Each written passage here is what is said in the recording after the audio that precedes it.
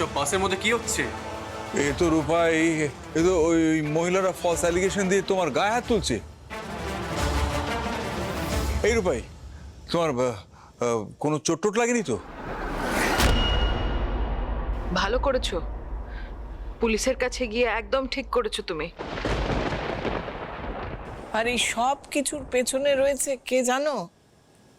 এই ছোট বউ আর মিশকা।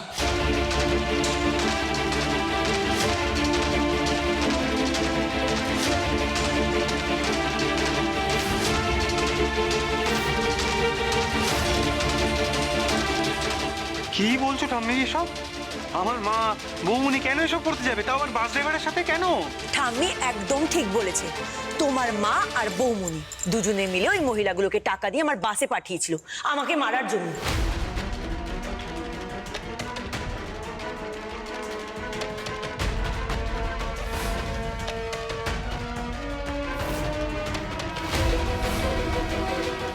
ভাগ্যক্রমে আমার এক পাড়ার দাদা আমায় ফোন করে জানিয়ে দিয়েছে, তাই আমি বেঁচে গেছি। এই তুমি কি বাস চালানোর সঙ্গে সঙ্গে কি আমার সিরিয়ালের স্ক্রিপ্ট লিখছো নাকি? আমরা তোমাকে যত সব বাজে কথা একেবারে। ও আচ্ছা আচ্ছা আচ্ছা, এবার বুঝতে পেরেছি কেন বলছে। ওই যে আমরা ওর বোনের ড্রাগ নেওয়ার ব্যাপারটা সবার সামনে বলে দিয়েছি না, ওই জন্য ওই আমাদের উপর প্রতিশোধ নেবে বলে এইসব মিথ্যে গল্প বানিয়ে এনে আপনাদের সামনে সবাইকে বলছে। যত সব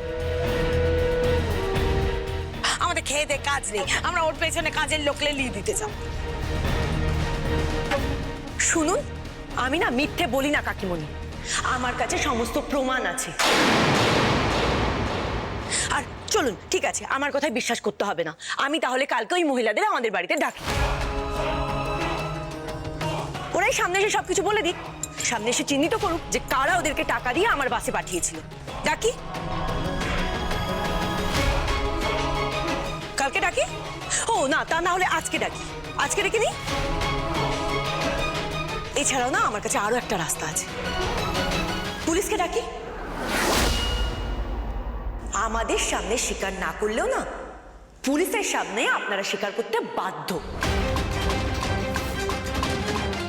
আনএক্সপেক্টেড নেক্সাস। সি মানসী, সি মিশকা। এত বড় একটা ঘটনা ঘটে গেল, তোমার সিরিয়াস ইনজুরি হতে পারতো, তুমি আমাকে জানালেও না। এটা কি জানানোর জিনিস? মানে এরকম একটা লজ্জার কথা কি জনে জনে বলা যায়?